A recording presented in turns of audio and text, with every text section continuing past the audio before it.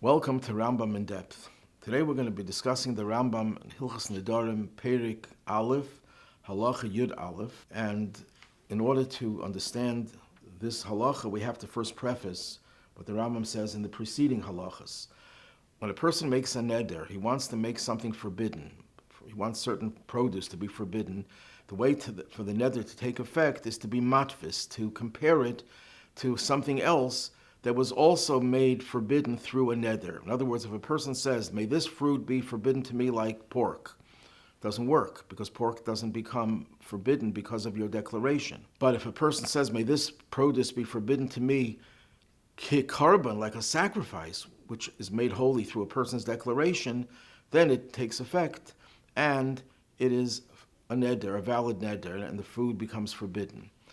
What about a chatas and a asham? They also cannot become holy through a neder.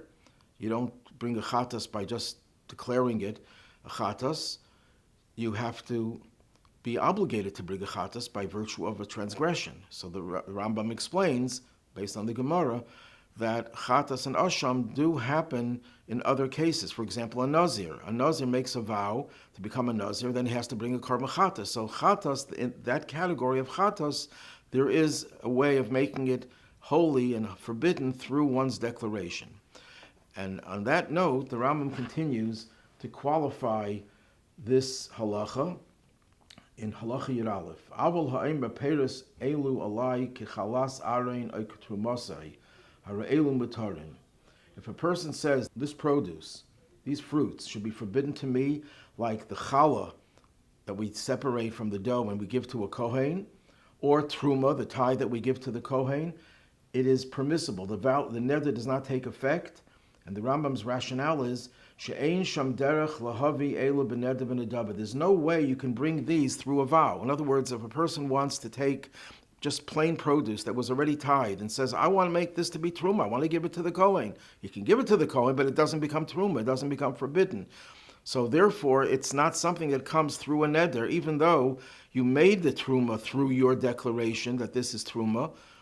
That's not something that you can do unless it already had the status of tevel, of untithed produce. The Raavad, this says his own explanation. Very interestingly, he introduces it with the words, Anu regilin lefarish. We are accustomed to explain it the following way, which is not a usual way. The Raavad disagrees with the Rambam. Here it seems he's just saying, I have my own approach. And what is that? He says, Mipnei shehachala v'truma l'kaya nechasav hein ukechulin legabi Yisrael hein. That truma, challah and truma, are the property of the kohen. So in a certain sense, they're just like the produce of chulin that belongs to Yisrael. What the Rabbi seems to be saying, it's not very clear what his explanation is, but it seems to be saying is that when you make the vow to make this truma, what you're essentially doing is giving it to the kohen. It's a transfer of property.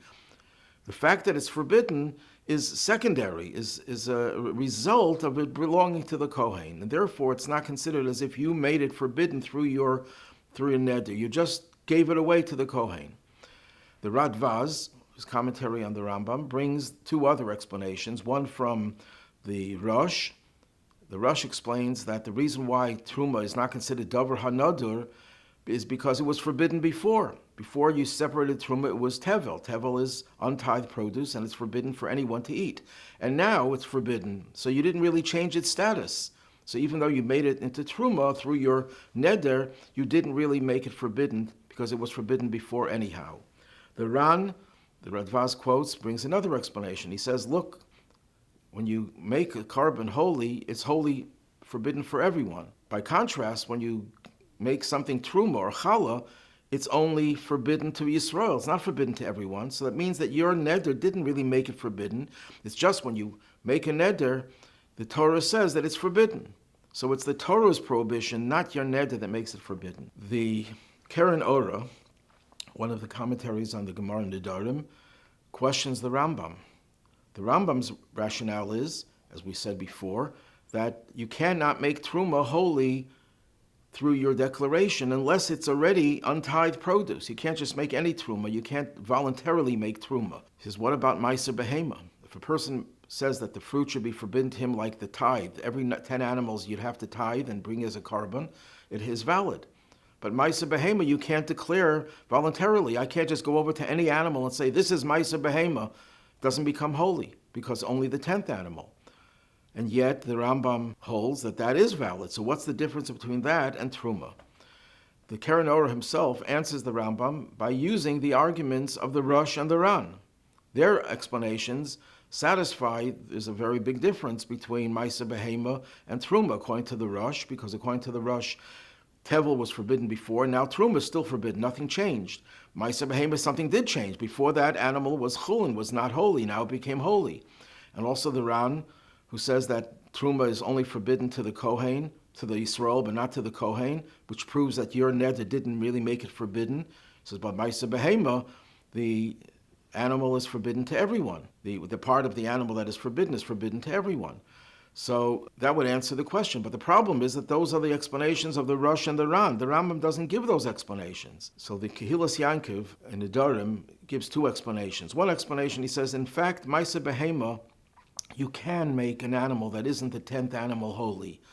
The Gemara says that if you took the 9th animal and declared it 10, even though it's only the 9th, but because you declared it the 10th, or you took the 11th and you declared it the 10th, it becomes holy.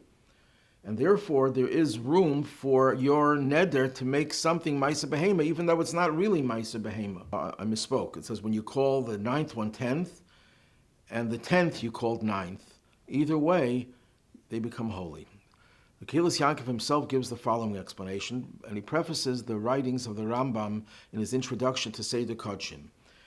In the beginning of Seder Kodshim, he says there were 4 kinds of sacrifices: Chatas, Asham, Ola, and Shlomim.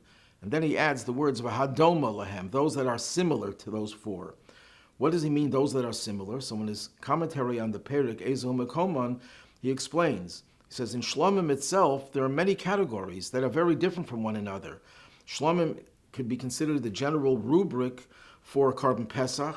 In some ways it's like a Shlomim, Bechor, and Meiser. And they're all incorporated under the title of Shlomim, even though they're very different. And what the Rambam is trying to tell us is that, in a certain sense, there are different categories in Shlomim, but yet they could still go under this one title of Shlomim. Based on that, the Kehilas Yankov says, look at Chatas. We just mentioned before, at the beginning, the Rambam rules in accordance with the halacha that if you make something forbidden and you compare it, your matvis, with a chatas and an asham, it takes effect. Even though a regular chatas, you cannot bring voluntarily, you have to have committed a sin in order to bring a chatas. However, the general category of chatas incorporates all forms of chatas, including, let's say, a chatas of a nazir, which comes about through his vow. By making a vow to be a nazir, that itself precipitates the obligation to bring a chatas. So even though the person who said my produce should be forbidden to me like a chatas is referring to a regular chatas that you can't bring through a neder, it still works because the word chatas, that category of chatas, incorporates all types of chatas, among which comes through a neder. Same thing over here with truma. Yes, it's true that Truma, Maisa Behema, even though Maisa Behema itself cannot be brought as a result of a neder or a nedava, you can't just declare any animal to be Maisa Behema, but Maisa Behema is one component of the general category of Shlomim. And since Shlomim does come through your neder and nedava, you can take the animal and even if it's not obligated, you can make it into a neder or a dove, into a carbon. The same thing, this incorporates, so when you said Maisa Behema, you're talking about the general category. Truma, on the other hand, is not like that. Truma, on the other hand, there's no way you can make something Truma that isn't subject to the laws of Truma. That is not really subject to the laws of Truma, although that's also questioned, but we'll leave that for another time.